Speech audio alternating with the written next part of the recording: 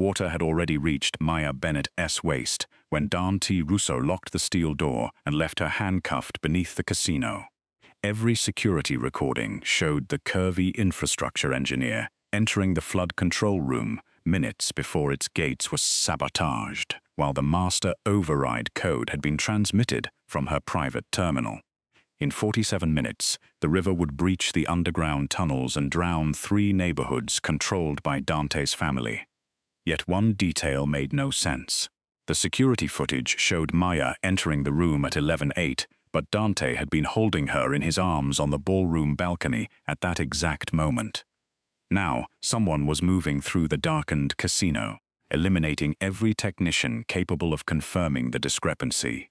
As the water climbed toward her chest, Maya revealed that the real override code was not stored in any computer. She had memorized it, and Dante had just abandoned the only woman who could save his city. The first explosion lifted the roulette tables 6 inches off the floor. Crystal glasses shattered, gold chips scattered across the flooded carpet as 200 guests surged toward the exits of the Belladonna casino.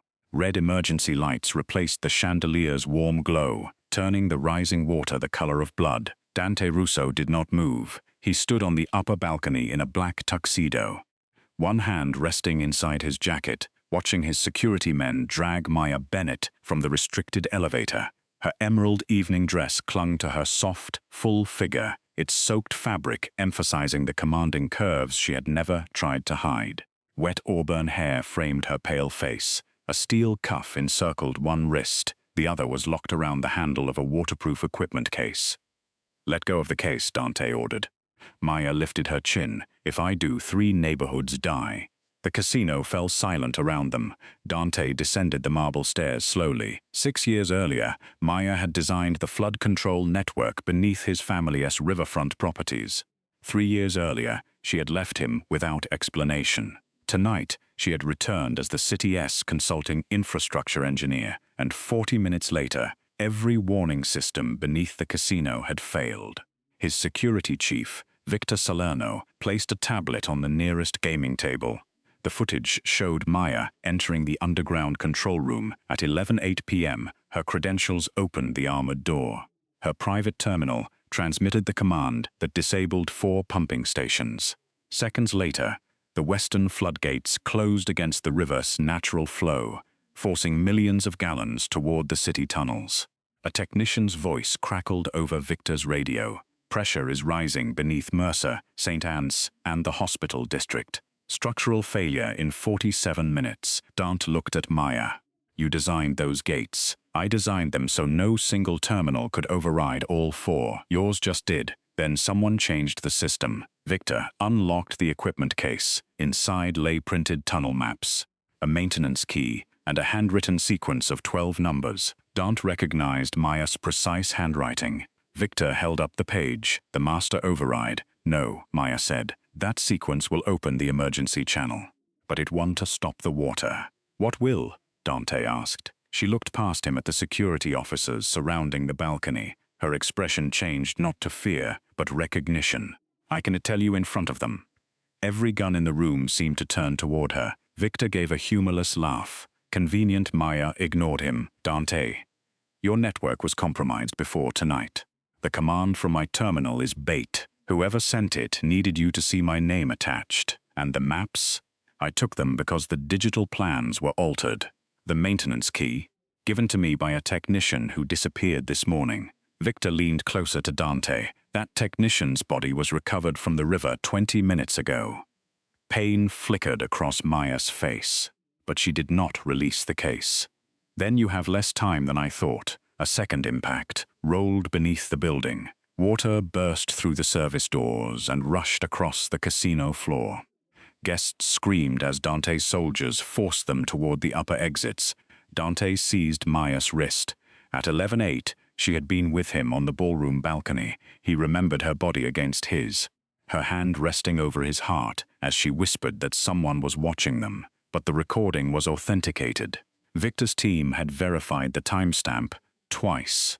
"You were standing beside me," Dante said quietly, I know then, explain how you entered that room. I cannot until you remove everyone who accessed the security archive after 10 o'clock. Victor stiffened. She is trying to isolate you. Maya's eyes remained fixed on Dante. Ask yourself why the footage shows me entering but never leaving. The lights died. Gunfire cracked somewhere below. When the emergency power returned, one security technician lay motionless beside the control console, and the waterproof case had vanished. Victor raised his pistol toward Maya. Dante stopped him, but only long enough to make a colder decision. Take her below. Maya's composure finally broke. Dante, listen to me. The real override code has never existed on paper or in a computer. I memorized it because your father ordered me to. Victor's men pulled her toward the service elevator. If I am not inside the central chamber before pressure reaches 900, she continued. Fighting their grip, the hospital district collapses first. Dante stared at the woman he had once planned to marry and saw every piece of evidence pointing toward betrayal. Lock her inside the control room, he ordered. No one opens that door without my permission. The elevator closed over Maya's final warning. The traitor isn't trying to escape. Dante is still standing beside you. 10 hours before Dante ordered Maya locked beneath the casino, she had stood alone at the river wall and watched the water move in the wrong direction. The change was subtle. Floating leaves gathered against the western intake instead of drifting toward the harbor. No tourist would have noticed. Neither would the city inspectors who relied on digital monitors from an office 6 blocks away. Maya noticed because she had learned to read water before she learned to trust machines. She crouched beside an old mechanical tide gauge and lifted the hem of her ivory-wrapped dress away from the damp concrete. The fitted garment celebrated her broad hips, full, thick, and generous curves without compromising the authority she carried into every engineering site. She opened a leather notebook and compared the physical measurement with the number displayed on her tablet. The river stood 7 inches higher than the network reported. She repeated the measurement twice. Miscalibrated sensor? Asked Elias Ward, the casino's senior maintenance engineer. Possibly. Maya never called something sabotage when incompetence could explain it. She checked the neighboring sensor, inspected the pressure housing, and tested the transmission cable. All 3 devices worked correctly. The false reading had been introduced after the data reached the casino's private network. Someone wanted the city to underestimate the river.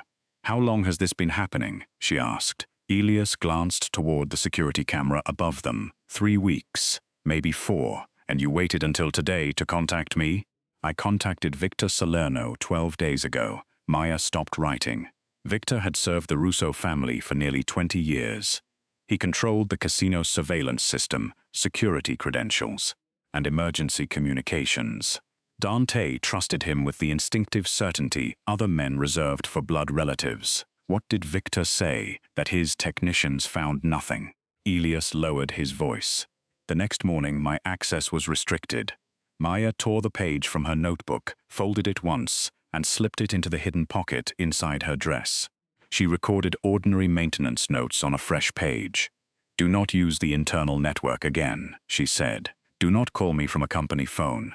At 7 tonight, bring the original tunnel maps to the charity gala. I'm not invited. You maintain the building keeping 500 donors alive. You're invited now. At precisely 7, Maya entered the Belladonna Casino beneath a ceiling of suspended crystal lights. Conversation softened as she crossed the ballroom. Some guests remembered her as the engineer who had saved the riverfront development. Others remembered only that she had once been expected to marry Dante Russo and had disappeared 3 weeks before their engagement announcement. Maya met every stare without lowering her eyes. Dante waited beside the grand staircase. At 38, he had inherited his father's disciplined posture, dark features, and dangerous stillness. His black tuxedo fit him with severe precision. Only the tightening of his jaw revealed that seeing Maya affected him. You look well, he said. So do the buildings I designed. His gaze briefly warmed. Still modest, still taking credit for my work? For 6 years, Dante's empire had expanded across land protected by Maya's flood system. The casinos, hotels, warehouses, and legitimate businesses, generating most of his wealth, could not have survived one storm season without it. Yet her name appeared on none of the polished plaques displayed throughout the ballroom. Dante gestured toward the crowd. Tonight is for the hospital. Then you should know. Its flood alarms are receiving false data. The warmth vanished from his expression. Maya showed him the readings from her tablet. She did not mention Elias or the hidden page until she knew who controlled the altered data. Telling Dante everything in a crowded ballroom would place the maintenance engineer in danger. Dante studied the numbers. Victor's team inspected the network this morning. I know. He found no intrusion. That doesn't mean there was to one. It means you reaccusing the man responsible for keeping my family alive. I'm accusing the system of lying. You're the one deciding which man is beyond suspicion. Victor approached before Dante could respond. Silver touched his temples, giving him the reassuring appearance of an experienced statesman rather than an armed security chief. He greeted Maya politely, but his eyes went directly to her tablet. Miss Bennett, we weren't informed. You would be conducting an inspection. You were informed 12 days ago. A slight pause followed. Not by anyone authorized, Victor replied. He knew exactly when Elias had reported the discrepancy. Maya felt the first cold thread of certainty tighten through her chest. Dante's phone rang. While he turned away to answer it, Victor stepped close enough that no one else could hear him. You should have stayed gone. Maya smiled as if he had complimented her dress. You should have corrected the Western intake. For the first time, Victor's calm expression cracked. Across the ballroom, Elias emerged from a service corridor carrying a waterproof equipment case. He saw Maya, then saw Victor standing beside her, his face drained of color. Instead of approaching, Elias turned toward the restricted elevators. Victor touched the radio inside his jacket. Maya moved immediately, but Dante caught her wrist as she passed. Where are you going? To prevent the mistake you were about to make.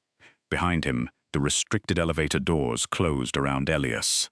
The floor trembled. Every digital flood monitor in the ballroom changed from green to red at the same time. Every digital flood monitor in the ballroom changed from green to red. At the same time, the orchestra stopped. Hundreds of guests looked up at the screens, but Victor raised his radio before panic could spread. Technical malfunction, he announced. Maintain your positions. It is to malfunction. Maya pulled her wrist from Dante's grasp. The sensors are correcting themselves. Victor's expression remained calm. My engineers will handle it. One of your engineers just fled with the original plans. Dante looked toward the restricted elevator, but its indicator had already descended below the lobby. Maya, stay here, he ordered. She ignored him and crossed to a fire control panel concealed behind a velvet curtain. A decorative brass key hung from the bracelet around her wrist. It had belonged to Dante's father, who had insisted that every digital safety system include one independent mechanical access point. Maya inserted it into the panel and turned. A narrow display illuminated. The Western intake had not failed. It had been deliberately placed in diagnostic mode, preventing the city network from receiving live measurements while allowing fabricated data to appear normal. Whoever had done it possessed administrative access and knew exactly how Maya had designed the backup architecture. She photographed the screen with her private phone. The image disappeared before it could save. Casino Network owns every wireless connection in this building, Victor said behind her. Security protocol, Maya turned, or evidence control. Dante stepped between them. Enough. Victor, evacuate the lower service levels without alarming the guests. Victor pressed a finger to his earpiece. The elevators are locked during diagnostic mode. I can release them, Maya said. No, Victor replied too quickly. You no longer have authorization. That told her something else. If her credentials had been revoked, the restricted elevator should not have accepted them later. Any record showing otherwise would have been manufactured.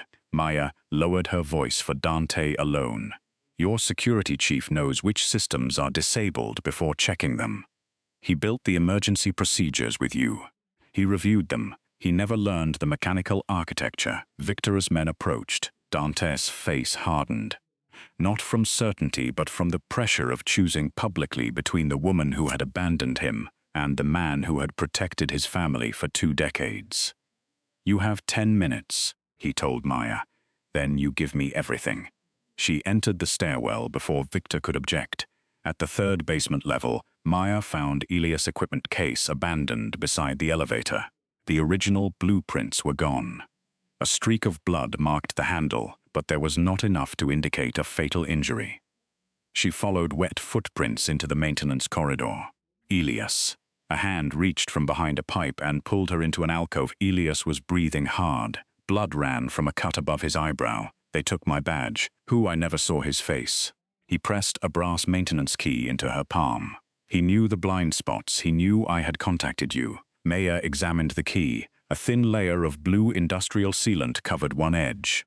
The substance was used only inside the reverse western pressure chamber. You went into the chamber yesterday.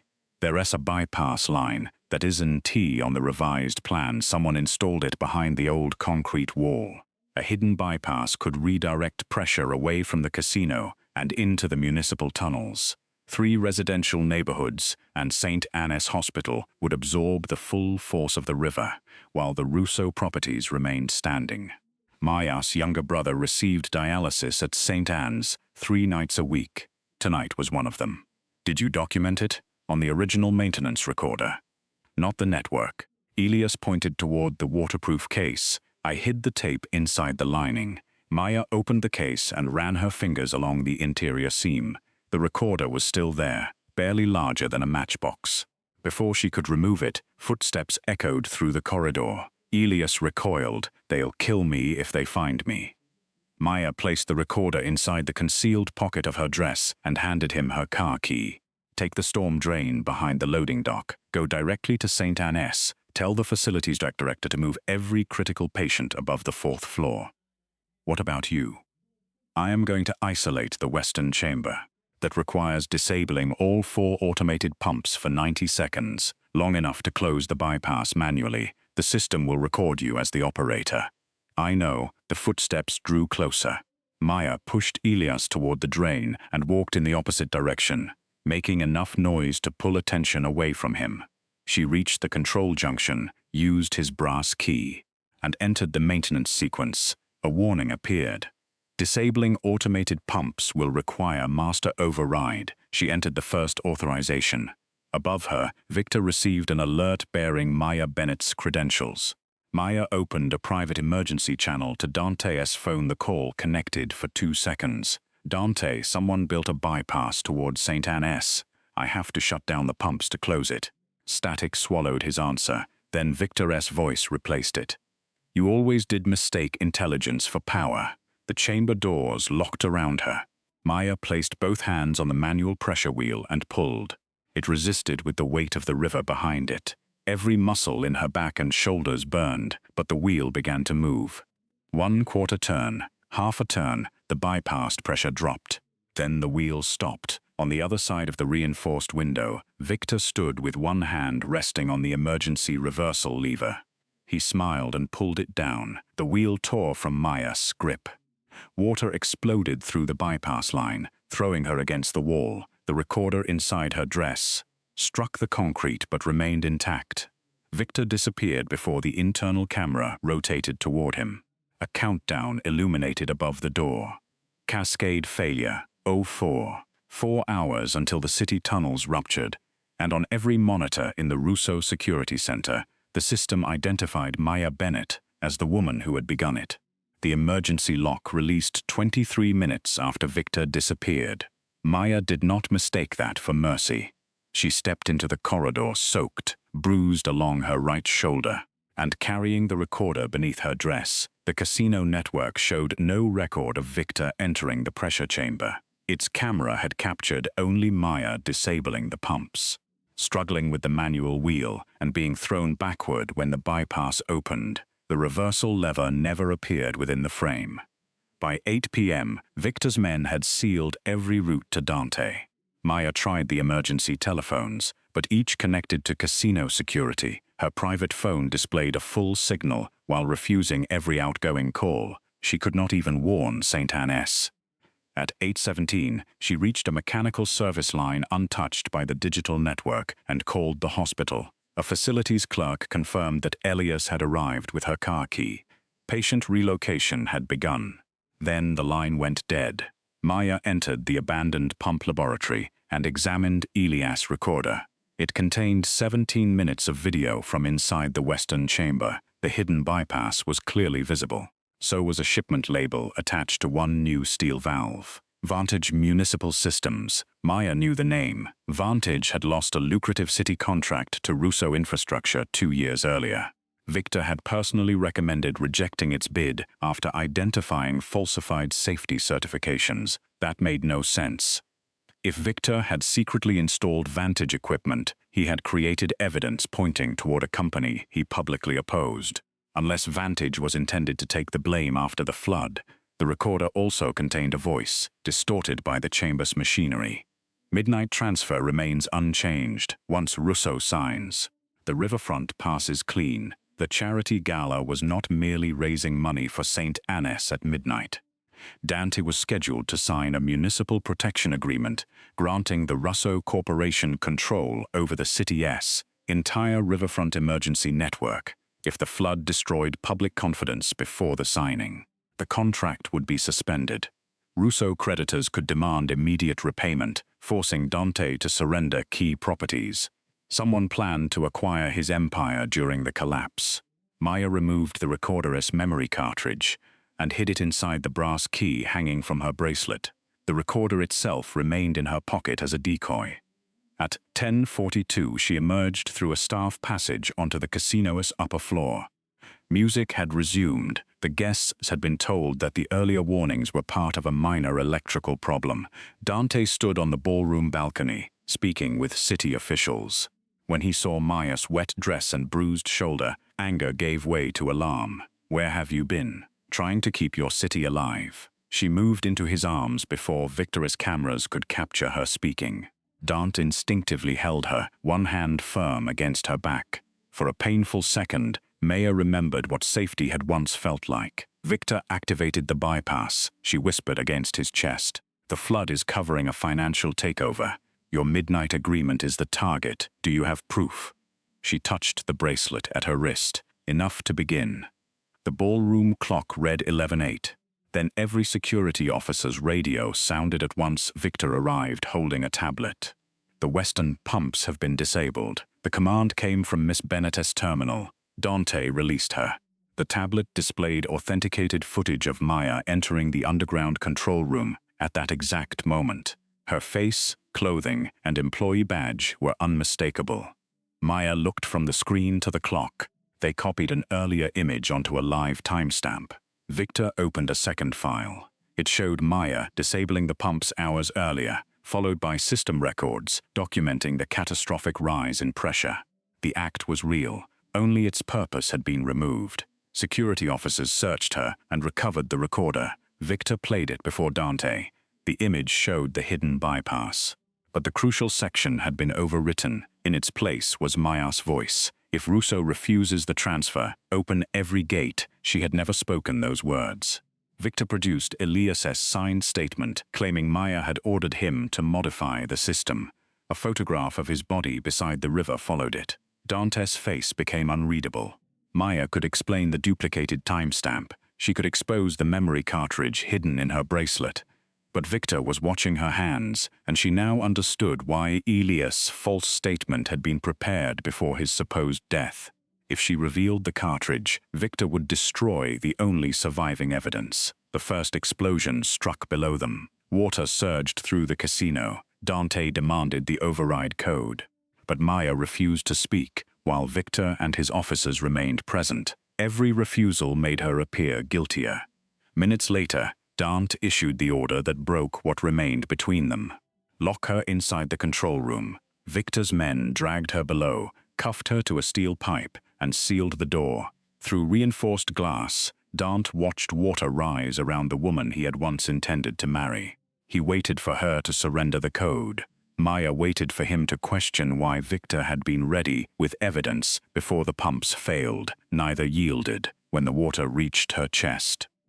Dante turned away and ordered the upper floors evacuated.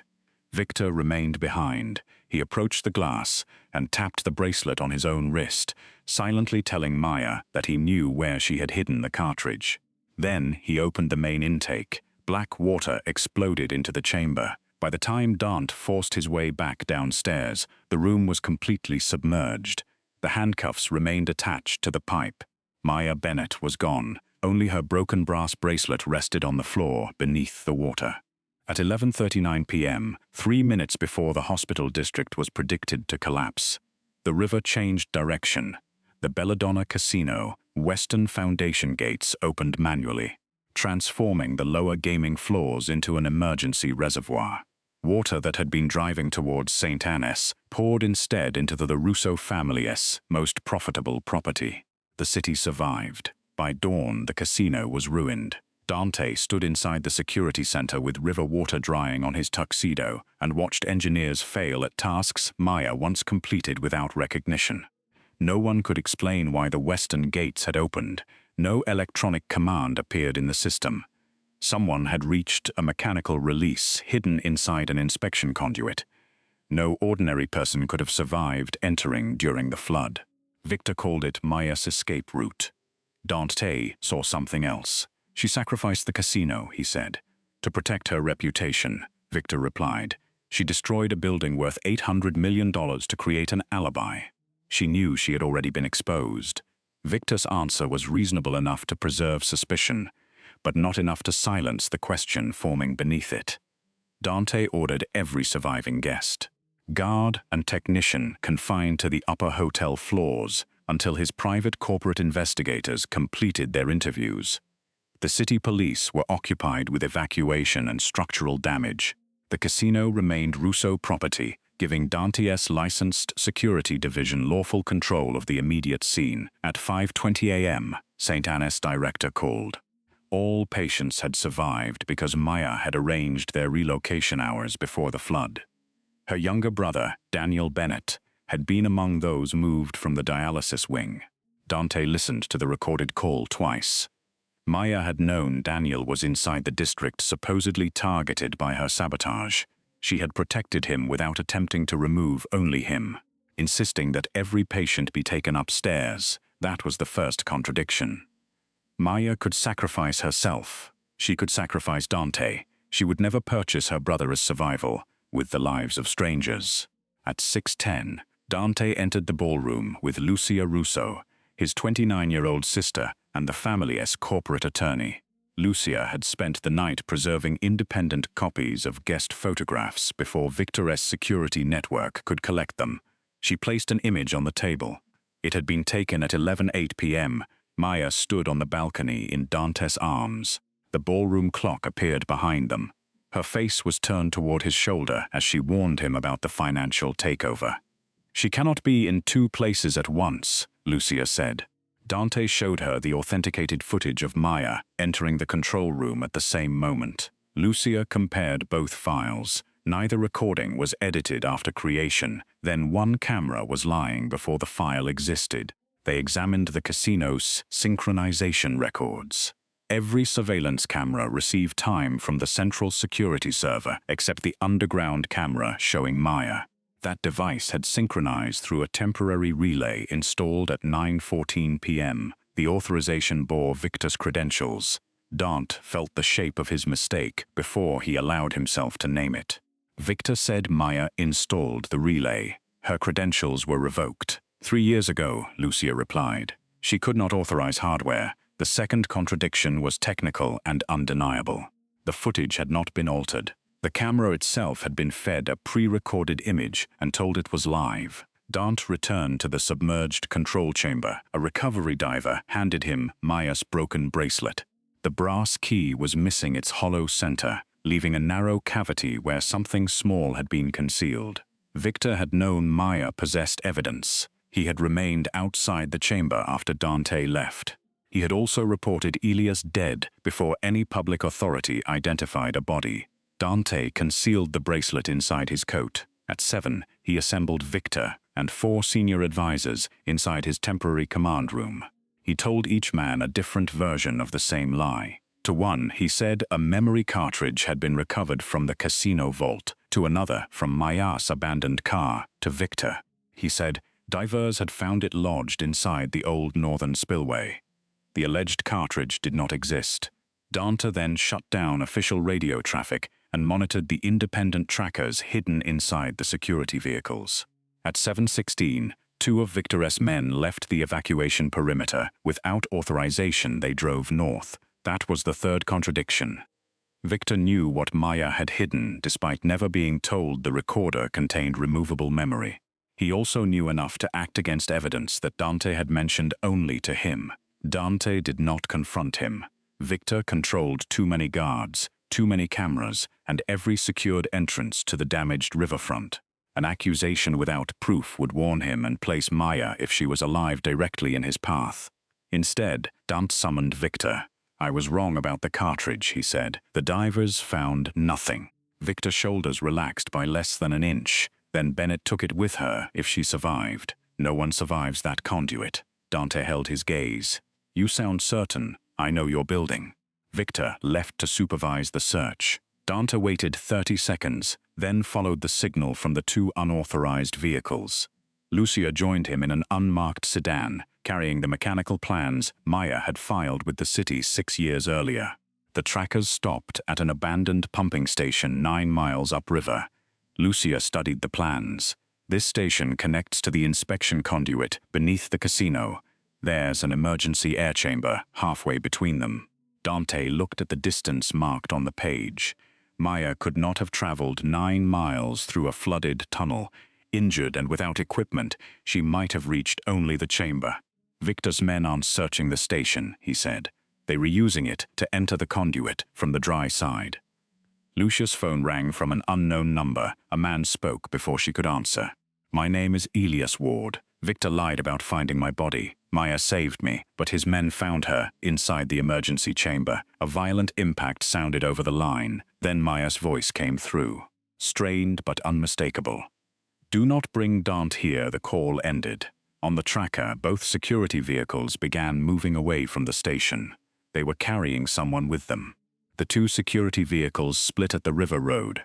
One turned toward the city, the other continued north with its tracker, blinking steadily on Lucia's phone. "They know we're following," she said.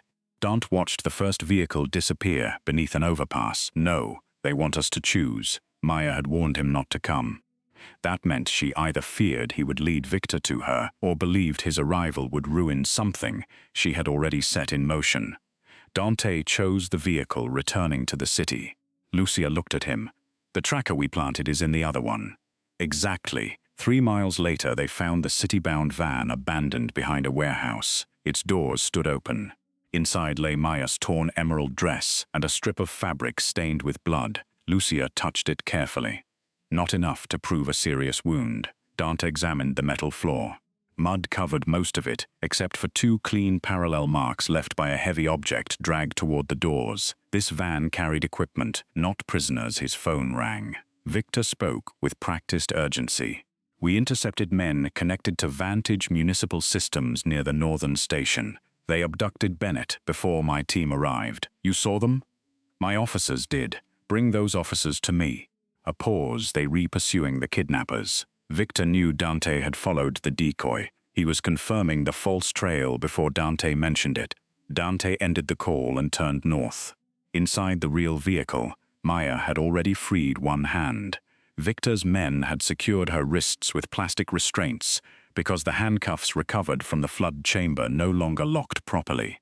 They had searched her dress, shoes, and hair, but overlooked the narrow piece of spring steel concealed beneath the support boning inside her gown. Maya soared through the restraint while keeping her injured shoulder braced against the van wall. Each movement sent pain down her arm. Across from her, Elias sat bound and pale, a bruise darkening one side of his face. "Can you walk?" she asked. "If they give me a week, you have 30 seconds. The van slowed as it approached the old North Canal Bridge. Maya had designed its emergency flood barriers. During a river evacuation, pulling the red lever beside the rear door would not open the vehicle. It would release a mechanical signal plate beneath the bridge. Any vehicle crossing while the plate was engaged triggered steel barriers at both ends. She cut her second restraint and reached for the lever. One of the guards turned. Maya pulled first. The bridge barriers rose with a violent clang. The driver braked. The van struck the northern barrier at low speed, throwing everyone forward. Maya used the momentum to drive her shoulder into the nearest guard.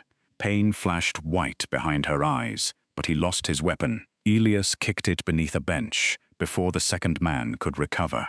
Maya opened the emergency maintenance hatch in the floor. Down, she told Elias.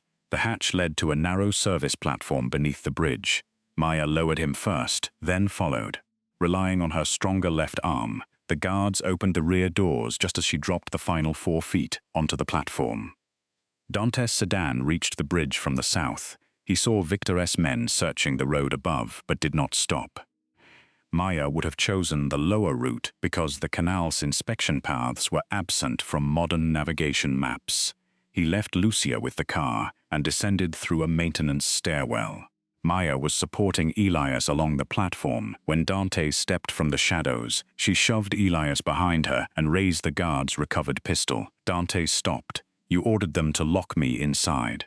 "A chamber you knew was flooding," she said. "I know, you watched the water reach my chest. I know, and now you expect me to trust you because guilt finally became inconvenient." "No." His answer unsettled her more than an excuse would have. Dante placed his weapon on the concrete and pushed it toward her with his shoe. "I expect you to decide whether I can be useful." Footsteps sounded above them. Victor's men had discovered the stairwell. Maya lowered her pistol slightly. "There is a pressure-release tunnel beneath this platform. It exits inside an abandoned filtration plant. Can Elias make it? Not without help." Dante lifted Elias' arm over his shoulder and followed Maya into the tunnel. The passage narrowed until Dante had to turn sideways. Water reached their knees. Maya moved more slowly than she wanted, protecting her damaged shoulder, but she never asked him to take the lead. At the midpoint, the tunnel gate had been chained shut. Dante reached for his gun. "A bullet will ricochet," Maya said, "and the sound will tell them exactly where we are." She knelt beside the gate and examined the locking wheel. Blue sealant marked its lower hinge, the same material found on Elias' key. "This gate was modified with the bypass," she said. "Victor needed a private route between the casino network and the northern station." "Why?" "Vantage is his company." Elias leaned against the wall. "Victor used 4 shell corporations to purchase it after the Russo contract was rejected." Maya continued working the maintenance key into the wheel. "He planned to trigger the flood before your midnight agreement. The disaster would suspend the city contract and force your creditors to seize the riverfront properties. Vantage would purchase them through a controlled auction." Dante looked at her. "How do we prove he owns it?" "The recorder cartridge contains the valve label and part of his order. The cartridge wasn't in your bracelet." "No, I left it inside the emergency air chamber before I escaped. Victor's men found me because I returned for it. Do they have it?" Maya turned the key. The gate opened. "I replaced it with an empty cartridge. The real one is somewhere. Victor cannot search without exposing himself." Gunshots struck the outer gate behind them. Maya waited until Dante and Elias passed through, then reset the pressure wheel. River water surged into the space between the 2 gates. Forming a barrier, their pursuers could not cross without draining the canal. Dante watched her seal it, despite the pain in her shoulder. "You could have escaped without Elias," he said. "That is what you would have done." The words struck harder because she said them without anger. They reached the filtration plant shortly before noon. Lucia had followed the canal plans and was waiting with medical supplies and an unregistered vehicle. While she treated Elias, Dante stood several feet from Maya. "I was wrong," he said. "That does not repair what you did. No, I warned you. You chose Victor, I chose control. Victor gave me evidence I could command. You asked me to trust something I couldn't see, and you punished me for your blindness." Dante accepted the judgment without defending himself. Maya removed the wet remains of her gown and changed behind a partition into dry work clothes Lucia had brought. Dark trousers, a fitted burgundy blouse, and a weatherproof jacket shaped comfortably around her full figure. When she returned, she placed Dante's weapon on the table between them. "This is not forgiveness," she said. "It is a temporary alliance, your plan, your conditions." For the first time since the flood began, Dante surrendered control without negotiation. Maya unfolded a surviving mechanical map. Victor thinks the cartridge contains everything, she said. It doesn't. To T we can connect him to the bypass, but not to the takeover or the order that nearly destroyed the city. Elias pointed to a marked chamber beneath City Hall. The original valve contracts are stored in the municipal archive. Victor will move them before the emergency council meets tonight. Dante understood. We let him believe the false cartridge exposed the archive. And when he sends someone to destroy the contracts, we follow. A light flashed outside the filtration plant. Lucia looked through the cracked window. 3 vehicles. Maya checked the canal exit. Armed men were closing it from the opposite side. Victor had not followed them through the flooded tunnel. He had predicted where the tunnel ended. Dante reached for his weapon, then stopped and looked at Maya. "What do you need me to do?" Maya studied the rusted pipes overhead and smiled without warmth. "Open every valve when I tell you, and this time, believe me before the water starts rising." Maya waited until Victor's men reached the filtration plant's eastern entrance. Now Dante opened the first valve. Old pipes groaned above them. Maya opened the second with her left hand. Protecting her injured shoulder, pressurized water rushed through a rusted purification tank and burst from floor vents along the eastern corridor. The intruders retreated from the sudden current. "Third valve," Maya ordered. Dante turned it without asking what would happen. A steel maintenance platform descended from the ceiling, creating a bridge between the control room and the western loading bay.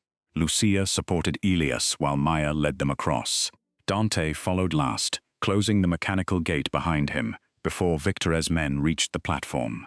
They escaped in the unregistered vehicle. No one spoke until the filtration plant vanished behind the trees. "You followed every instruction," Maya said. Dante met her gaze in the rearview mirror. "You sounded certain. I was certain in the casino." "I know." She looked away, but something between them had shifted. Not forgiveness, not even trust. He had simply obeyed when her expertise mattered, and for once his obedience had arrived before disaster. Lucia drove them to a disused Russo accounting office outside the evacuation zone.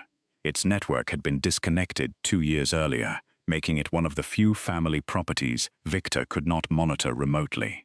Elias rested in a back room, while Maya spread the surviving evidence across a conference table. First came Lucia's photograph of Maya with Dante at 11:08, placed beside the underground camera footage showing her elsewhere at the same moment. The mismatch proved that the official security record was false, but it did not identify who created it. Level 1. The accusation against Maya could not be true as presented. Second came the temporary relay authorization bearing Victor S. credentials, the blue sealant on Elias' maintenance key, and public corporate filings showing that 4 shell companies had gradually purchased Vantage Municipal Systems.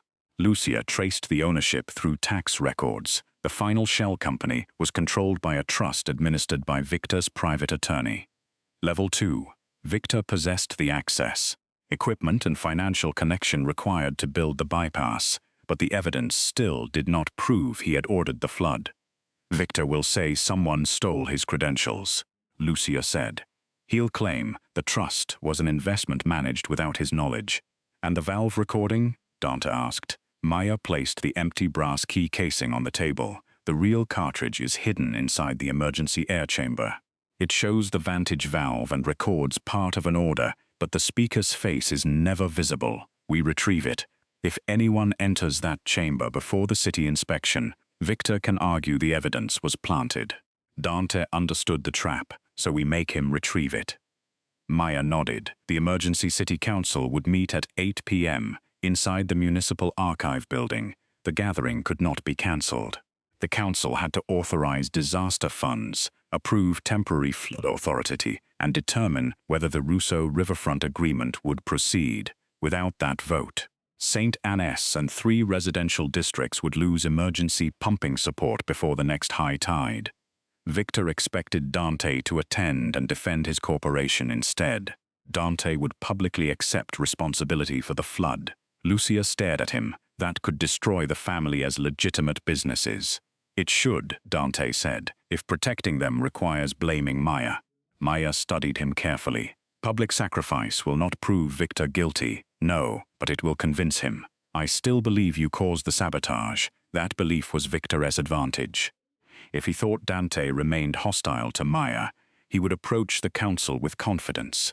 They built the rest of the plan around that certainty. Lucia sent a protected message to the municipal inspector, stating that Maya had recovered a partial recording from the air chamber. The message deliberately contained one false detail. The cartridge would be collected by city engineers at 7:30, then authenticated against the original valve contracts stored beneath the archive. Only Victor received that version. Elias contacted a retired inspector through an analog telephone line. At 7:30, the inspector would place an empty evidence envelope inside the air chamber and wait at a safe observation point. No one would confront whoever came for it. A mechanical camera, powered by a spring motor rather than electricity, would photograph the chamber entrance. The real cartridge would remain where Maya had hidden it inside the float assembly above the chamber ceiling. Technology can be disabled, she explained. Gravity is harder to bribe. Their fallback was equally simple. Maya copied the shell company chain, the camera discrepancy, and the original hydraulic calculations onto paper. Lucia sealed 3 identical packets and sent them by separate couriers to the city engineer, St. Anne's legal office, and an investigative journalist. Even if Victor seized one, he could not erase all 3. At 6:48 p.m., retired inspector called. No one had entered the chamber. Victor had not taken the bait. He knows we're retesting him, Lucia said. Maya looked at the map, or he doesn't need the cartridge anymore. She traced the pipeline from the air chamber to the municipal archive. The original valve contracts are stored below the council room. If Victor destroys those, the cartridge proves only that Vantage equipment existed, not who authorized its installation. Dante checked the time, 72 minutes. Maya gathered the paper evidence. Then we change the bait. Tell him I am bringing the cartridge to the council myself. You'll become the target. I already am. I want to use you that way. You don't get to decide how I risk myself. The rebuke stopped him. Dante had spent his life confusing protection with authority. If he overruled her now, their alliance would become another form of imprisonment. He lowered his voice. Tell me how to keep the choice yours. Maya's expression softened, though only briefly. I enter through the public doors. You denounce me in front of the council and surrender the riverfront agreement. Victor will believe we failed to reconcile. And the cartridge? Lucia carries the empty one. I carry nothing. Elias looked up from the couch. Then what forces Victor to act? Maya pointed to the original mechanical plans. The archive basement has a fireproof document chamber. Its door records every opening on a paper drum sealed inside the lock. Victor can erase cameras and digital credentials, but not that drum without opening the chamber. They would tell him the valve contracts had already been compared with Maya's recording. To protect himself, Victor would have to access the chamber and replace the documents before the council examined them. His fatal constraint was time. He had built his power by controlling digital systems. But the city's oldest archive still relied on mechanical records he could not alter remotely. At 7:12, Lucia sent the revised message through Victor's compromised channel. 4 minutes later, the northern tracker moved, not toward the air chamber, toward City Hall. Dante looked at Maya. He took the second bait. No, she said, watching another signal appear on the archive map. He sent someone to the basement while he stays upstairs beside the council. Victor intended to destroy the evidence and preserve his public alibi at the same time. Maya folded the mechanical plans and placed them inside her jacket. Good, she said. Now we make him choose which crime to finish himself. At 7:56 p.m., Maya Bennett walked through the public doors of City Hall. News cameras turned toward her before security could react. She wore the burgundy blouse and dark trousers Lucia had given her, her full figure unmistakable beneath the building as harsh white lights. A bruise shadowed her right shoulder, but she crossed the marble lobby with steady confidence. Reporters shouted accusations. Did you sabotage the floodgates? Were you working for Vantage? How many people were supposed to die? Maya answered none of them. Victor stood inside the council chamber beside the mayor's emergency committee. His silver hair was immaculate, his suit untouched by the previous night's disaster. When he saw Maya enter, Concern settled over his face with practiced precision. "She should be in protective custody," he said. Dante sat at the main witness table without looking at her. That was the plan. Maya would appear isolated. Dante would publicly maintain that she had betrayed him. Victor, convinced their alliance had failed, would allow his basement operative to replace the valve contracts and then support the emergency transfer of Riverfront Authority to Vantage. Lucia carried the empty cartridge in a sealed evidence case. Elias waited with a licensed city investigator in a secure room across the street, prepared to testify once Victor acted. The council chair called the meeting to order. Before Maya could reach the witness table, alarms sounded in the archive basement. Not fire. Flood. Water blasted through the document chamber as suppression pipes, sealing the lower level behind automatic barriers. On the council monitors, live footage showed boxes of contracts dissolving beneath black water. Maya stopped. Victor had not sent someone to replace the documents. He had destroyed the entire archive remotely. "That system has no remote connection," Lucia whispered. "It didn't yesterday," Maya replied. Victor approached the microphone. "Council members, this second attack confirms what I warned you about. Miss Bennett designed both the casino network and this building's archive protections. She knew exactly how to erase the records linking her to Vantage equipment."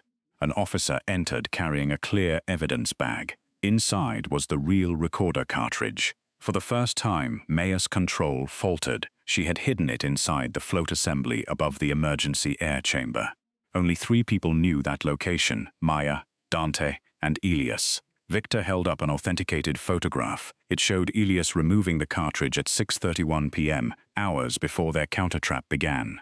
"He went back," Maya said. Lucia's phone displayed no signal from the secure room across the street. Victor continued.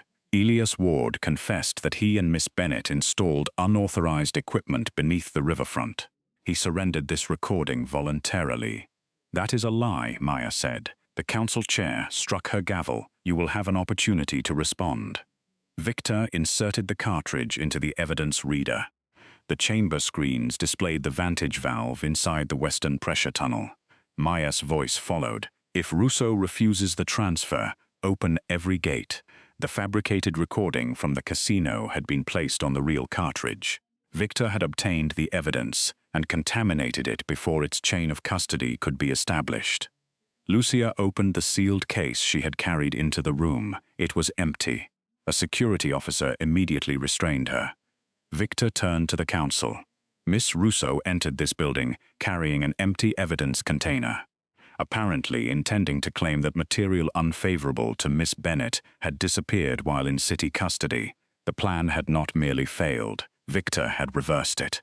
The council attorney distributed documents showing that Vantage Municipal Systems was prepared to assume emergency control of every pumping station before the next high tide. If the agreement was not signed within 20 minutes, 3 districts would lose active flood protection. Victor had arranged the deadline himself. Maya looked toward Dante. He showed no reaction, but his left hand rested flat on the table, the signal they had agreed upon. "Continue." She approached the witness microphone. "The archive flood was triggered through new hardware," she said. "Inspect the suppression manifold and you will find blue industrial sealant used exclusively inside the western pressure chamber." Victor smiled faintly.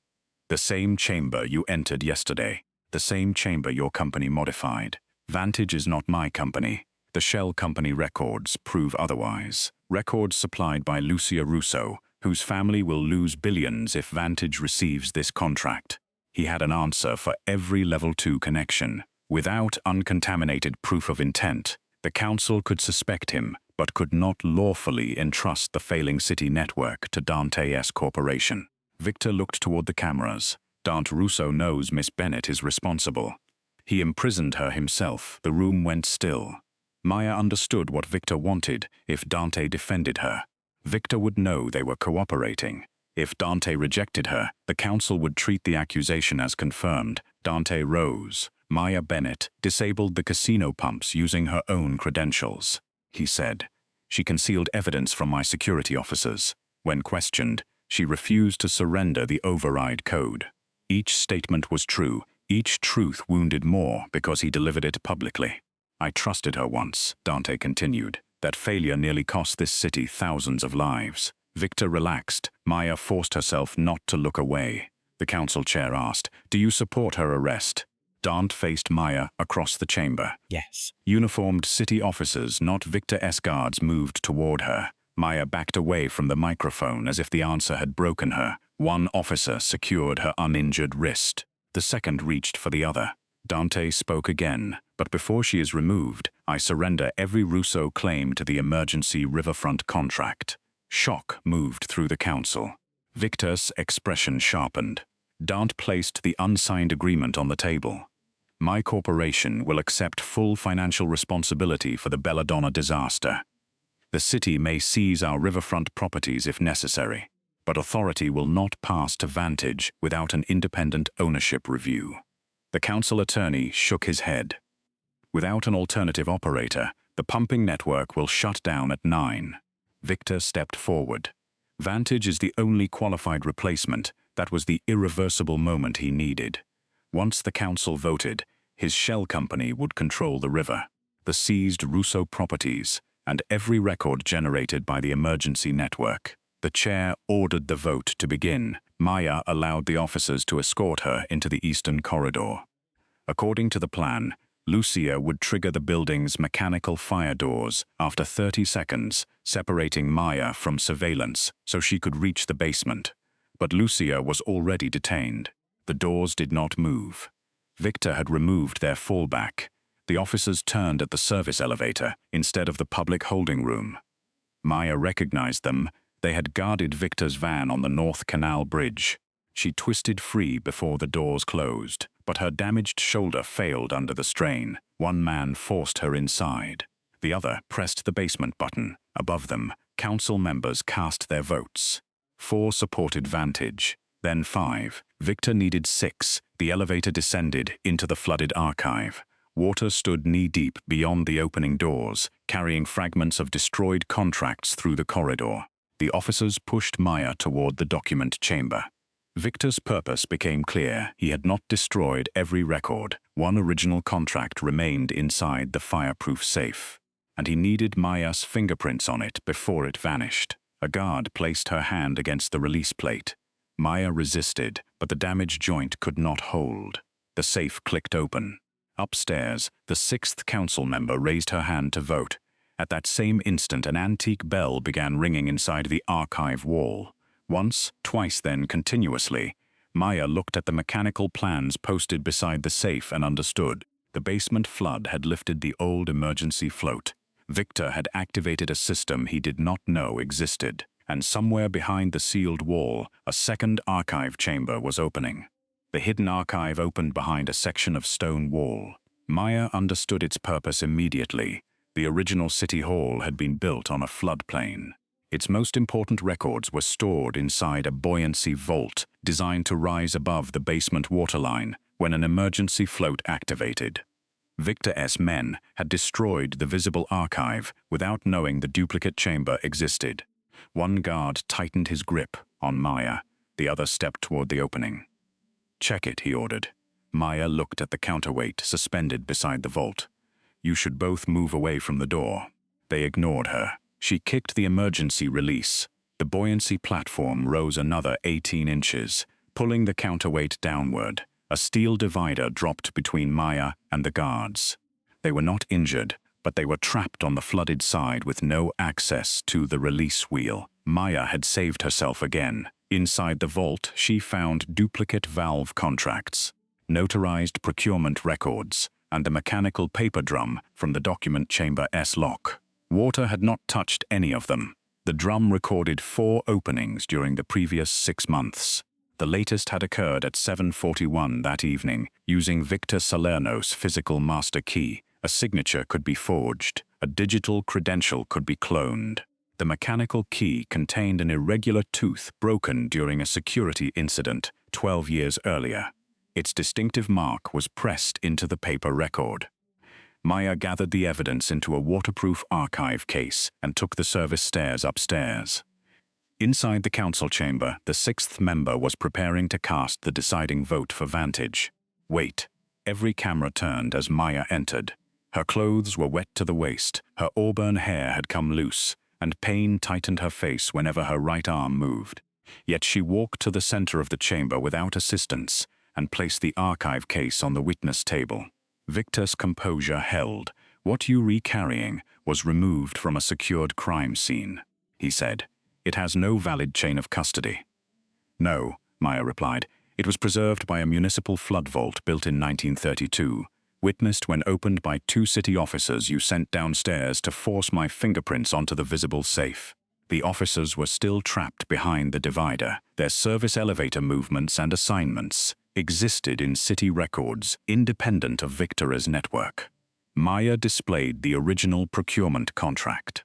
It authorized Vantage to install the hidden bypass 6 months earlier. Victor's private attorney had signed as the company's controlling representative. Attached invoices traced payment through the same 4 shell corporations Lucia had identified.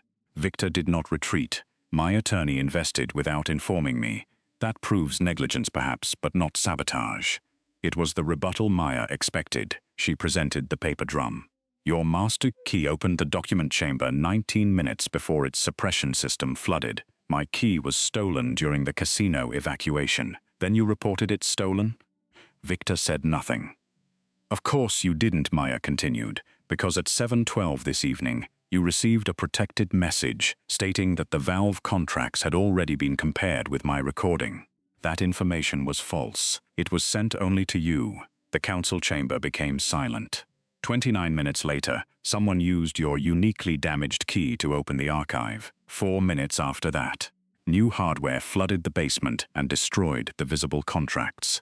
Victor looked toward Dante. "This proves Russo and Bennett conspired to manufacture a trap.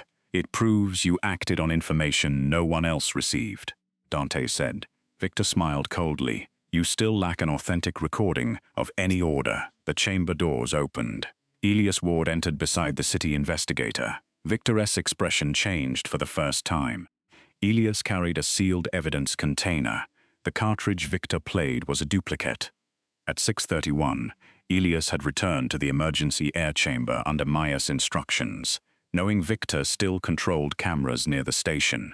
He had visibly removed a prepared decoy from the float assembly. The real cartridge remained concealed inside the float's counterweight, where the retired inspector recovered it only after Victor committed himself at City Hall. The duplicate contained enough genuine valve footage to appear authentic, followed by Victor's fabricated version of Maya's voice. Victor had accepted it publicly because he believed it was the only recording. The city investigator inserted the real cartridge into an offline reader. The Vantage valve appeared.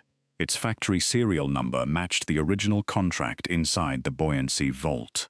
Then Victor's unaltered voice filled the chamber. "Keep the hospital line open until the gala. Once Russo signs the preliminary transfer, reverse the bypass and let Bennett's credentials carry the blame."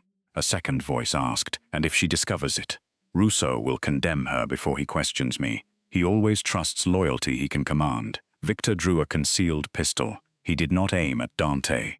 He aimed at Maya. That was his contingency. Destroy the engineer, seize the cartridge, and escape through the archive tunnels while his men disabled the pumps for the next high tide.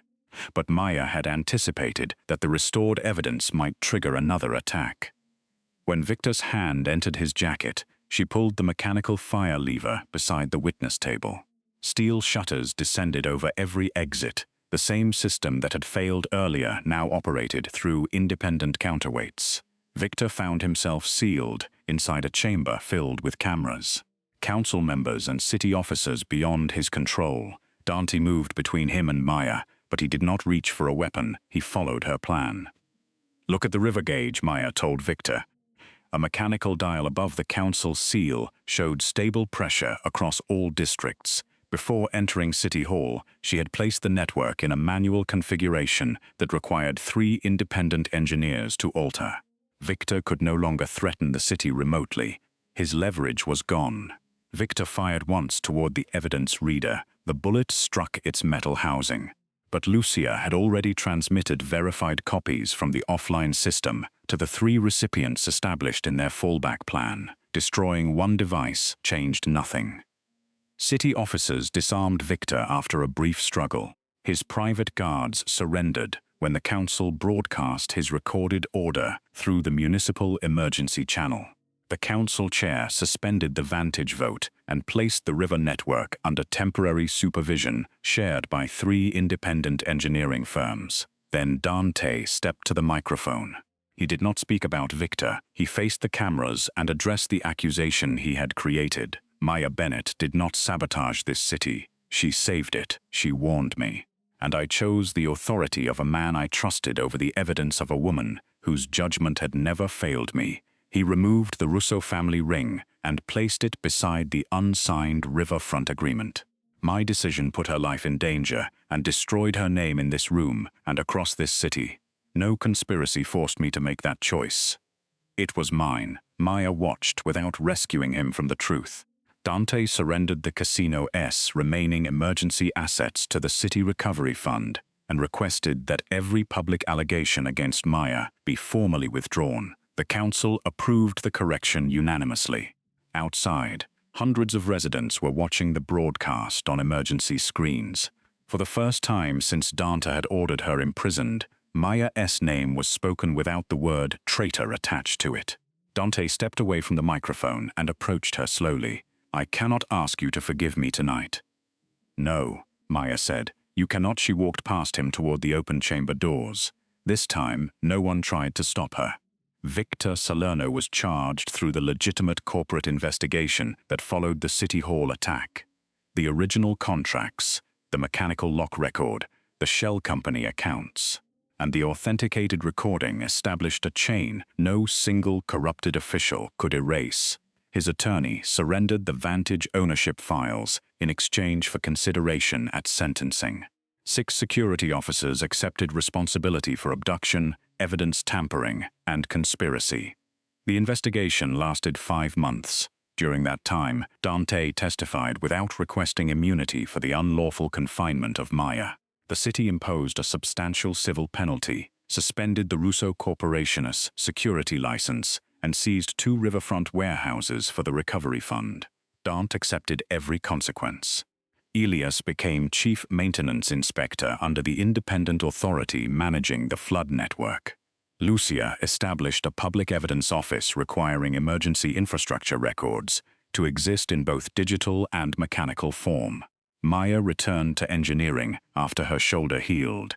She founded Bennett Resilience Group and recruited specialists who had previously been ignored by the companies taking credit for their work. St. Annis hired her firm to redesign its flood defenses. Within 4 months, 3 neighboring cities had done the same. Dante did not call her. He sent no flowers, no gifts, and no messages disguised as business. He understood that remorse did not purchase access to the person he had harmed. 6 months after the flood, the city council reconvened in the same chamber where Maya had been accused.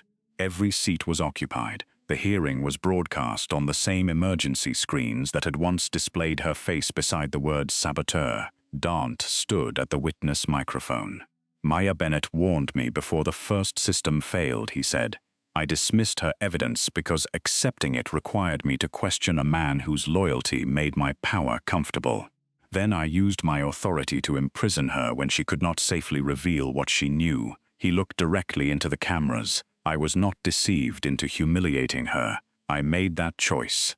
I was wrong, and she paid for it.